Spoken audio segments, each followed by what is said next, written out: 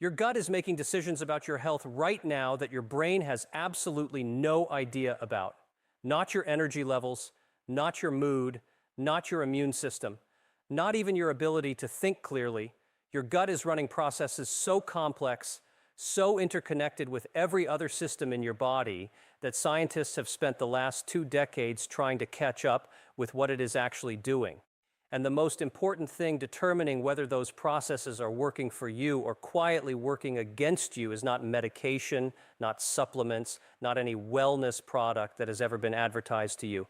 It is what you eat. Specifically, it is the fruit you are either eating or not eating every single week. And what you're about to discover is going to change the way you think about the simple act of eating fruit forever. Most people think about gut health in terms of discomfort, bloating after meals, irregular digestion, that heavy feeling that sits with you for hours after eating something that did not agree with you.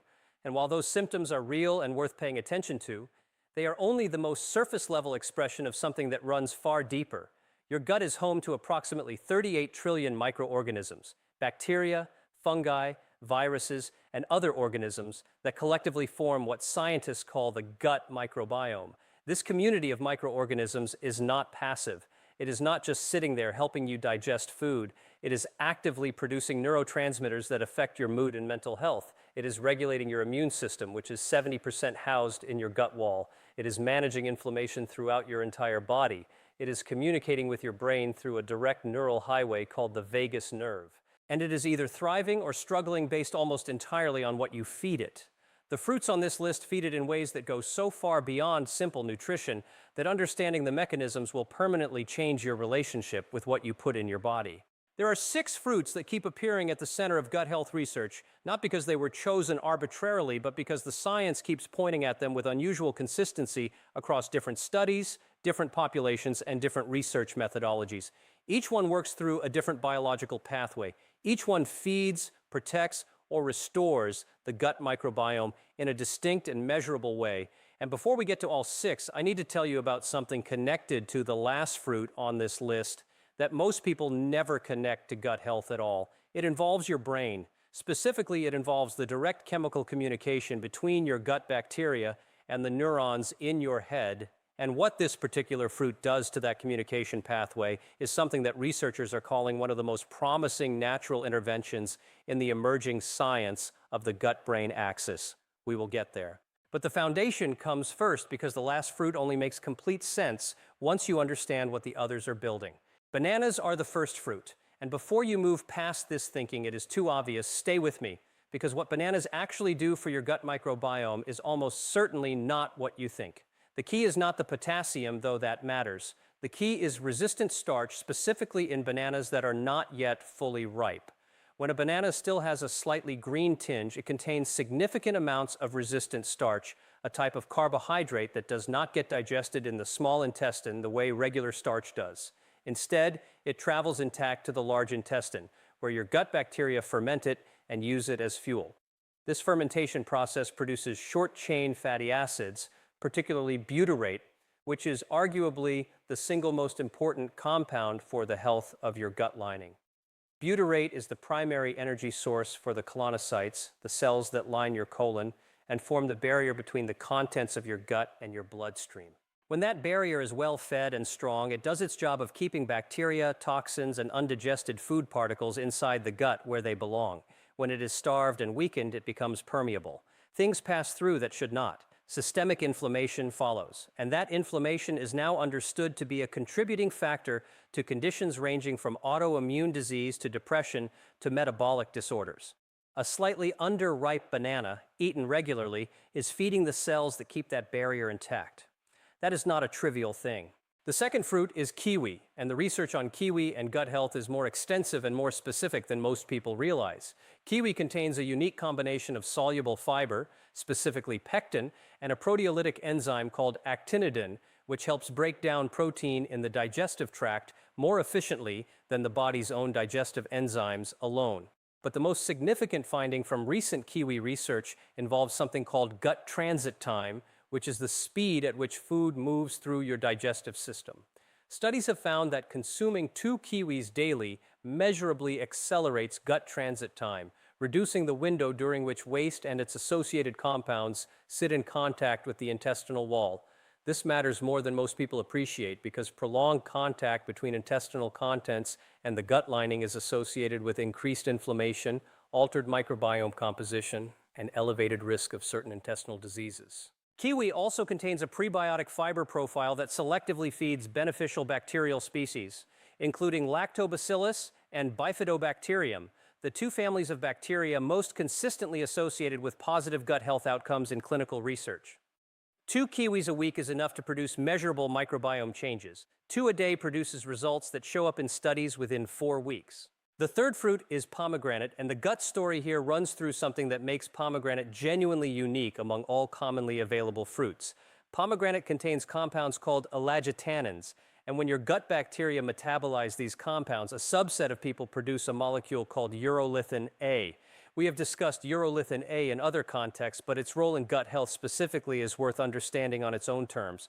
Urolithin A has been shown to strengthen the intestinal barrier, reduce gut inflammation, and selectively support the growth of beneficial bacterial strains while suppressing pathogenic ones. The production of urolithin A from pomegranate depends on having the right gut bacteria to make the conversion, which creates a fascinating biological feedback loop.